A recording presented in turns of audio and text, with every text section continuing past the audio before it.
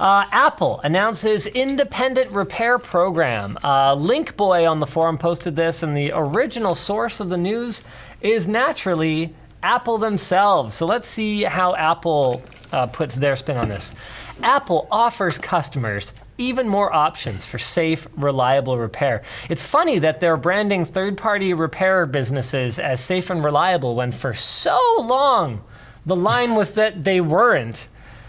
New independent repair provider program expands genuine parts access to more repair businesses. All right, so let's go through sort of the key points here. They announced its new repair program offering customers additional options for the most common out-of-warranty iPhone repairs. Apple will provide more independent repair businesses, large or small, with the same genuine parts, tools, training, repair manuals, and diagnostics as its Apple Authorized Service Providers, or AASPs.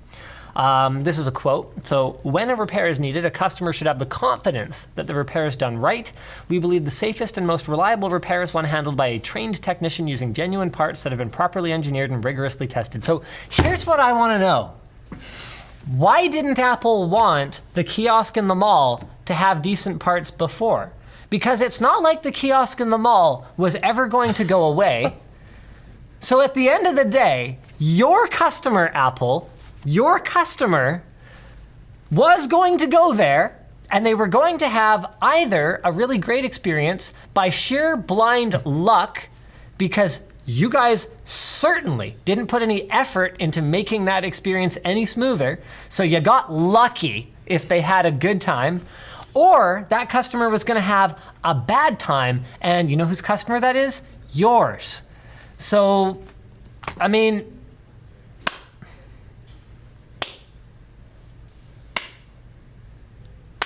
they get applause. They just don't get Okay.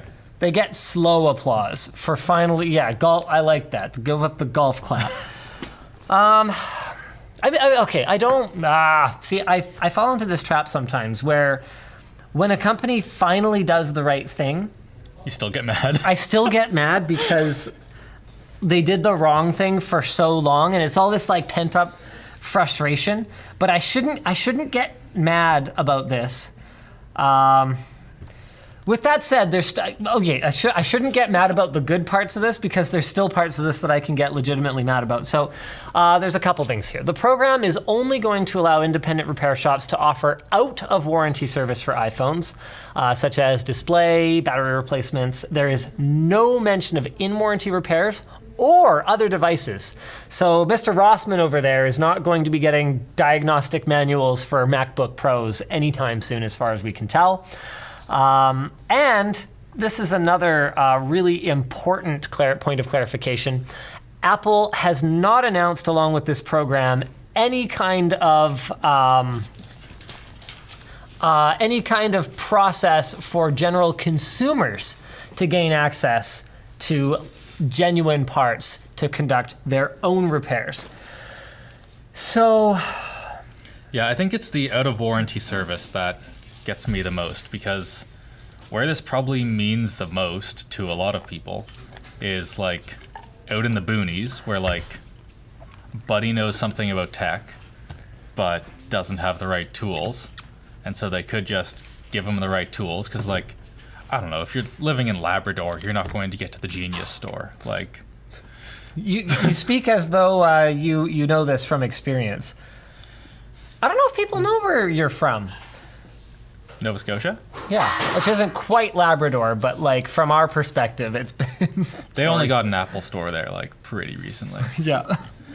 And so it's the sort of thing where you can go to lots of places to get your stuff fixed, but I don't know, most of the time it's just a high school kid that has some spudgers. So I'm gonna play devil's advocate here, and I'm gonna say I totally get it. If you're not a fully certified Apple authorized repair center, I don't see them offering you a warranty on the thing that was opened up by some random person. That is fair. So I get that side of it, but I'm still really frustrated that as a consumer, so from a just right to repair. Right to repair doesn't mean right for some specific person to repair. It means that if I have the know-how and the inclination to work on, upgrade, or repair my own devices, I should have access to the same manuals, the same tools, the same diagnostic utilities that anyone else would, because why not? They're going to be out there anyway. Especially now that they're opening up this program. Like, if Yeah. they imagine for a second that they're just going to certify a bunch of like random mom and pop shops in the Philippines, and these manuals aren't going to be all over torrent sites everywhere. Like, come on. Just formalize what's already happening so that we don't have this like black market of Apple PCB schematics. Like, no, I'm serious. Oh, yeah. It's that crazy. Like, there's, like, honestly speaking, if you want like a brand new Apple product, you either have to get stolen blueprints for it if you want to figure out like, you know, what every sense pin is connected to, or I mean, you'd have to I don't know, you'd have to rip apart a working device and like X-ray the thing and try and reverse engineer it basically. Apple's I mean, That sounds fun. yeah, it's. So anyway, in Apple's defense again, let's get positive again for a second here. The certification process is simple and free of charge, but meeting the requirements, which is basically that you have to have an Apple certified technician who can perform the repairs, does not guarantee acceptance into the program, and Apple reserves the right to reject any application without telling you why. Wait, should we do something on this? We could Should we like, try to apply to be one? Yeah, we should have like 3 or 4 people just apply and see how many get in. I think Anthony used to have his Apple certified crap. I wonder if we could like get him what's the word I'm looking for? Like get his certifications refreshed and try and see if Linus Media Group Incorporated can become an Apple. Well, what are they calling it again? Apple Independent. Authorized service? No. We wouldn't become an ASP for sure. But if we could just be like an iPhone service, whatever, get our iPhone manuals and stuff. That would be cool. We'll just set up shop in like Unit 105 or whatever. People can just pull up. We do have a pretty legit like rework area. I know, right? Yeah. Not that Apple is letting shops do anything like that anyway. You're basically just doing screen repairs and battery replacements. But maybe this is part of the lashback around Apple's whole stupid thing where they were taking even first-party batteries and giving you like a battery service notification in iOS. Do you hear about this? No, I didn't. Okay, so pretty much a recent change made it so that if you swap your battery, even if you take 2 identical iPhones and just swap the batteries between them, so all Apple first-party parts, they would give you a notification in iOS that says your battery may require servicing because they're tying the serial number of the phone to like a serial number in the battery. So that's weird. They're doing that so that it's easy to tell if a phone was not battery swapped by an Apple authorized party, because Apple authorized parties are able to reprogram the chip on the battery so that it'll match the phone, so you won't get that error. So they got a ton of backlash for it because it's like, yo guys, Yeah. for serious business at this point, what are you even doing? Like, it's bad enough you make it so hard to swap the battery. Now I've done all that work. The stupid error, come on. So it looks like they're just expanding the network of people who can do it legitimately so that people who repair things themselves still have to deal with this crap. Yeah. Anyway, it's so this follows Apple's recent expansion of its authorized service network into every Best Buy store in the U.S., which actually tripled the number of U.S. ASP locations compared to 3 years ago, which is great, but the U.S. really isn't the biggest problem. It's other places like Labradoodle or wherever you're from. I'm sorry. Look. I'm not going to be one of those elitist, Torontonians or whatever they call themselves. I'm aware that there are other parts of Canada, okay? I just don't care. Sorry, we have this, okay, for those of you who are not Canadian, we have this like inferiority complex over on the western side of the country because we like were settled later. Like, we didn't even get a railroad until, I don't know, 80 years ago or something like that. I'm kidding. It was longer ago than that, but it doesn't matter.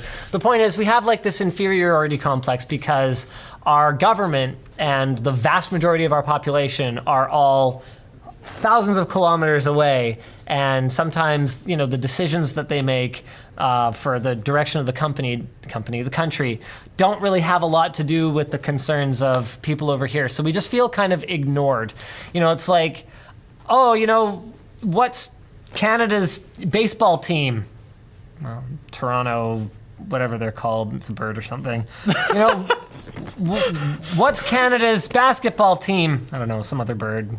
It's like I know. yeah, I know. It's a dinosaur raptor, not a bird raptor. But the Blue Jays aren't a dinosaur. Yes, it is. It isn't. Shut up. Yes, it is. I've had enough of your crap. All birds are dinosaurs. Okay, you can make that argument, but that's up for that's a different podcast. You go talk about that on some other podcast. How did we get on this? All right, the point was that the U.S. is not the main concern. Most people in the U.S., compared to rural parts of, Russia or something, have relatively easy access to an AASP. And I'm not saying it's perfect everywhere. I'm just saying that right now the program is only launched in the US, but with plans to expand to other countries, so it's clearly not a complete solution, but it is a step in the right direction. I just always question Apple's motives when they do stuff like this. Is it a step in the right direction as part of a greater movement towards a more consumer-focused attitude? Or is it a step in the right direction to appease people and make them shut up while they continue to march in completely the opposite direction as a more general rule for their business behind the scenes? Which one do you think? Are they getting more consumer friendly? Yes. But are they Maybe. doing it out of the goodness of their hearts? Probably both. You think so? Wow. Like, it's not like entirely out of the goodness of their hearts, but it's the kind of thing where it's a bit of both.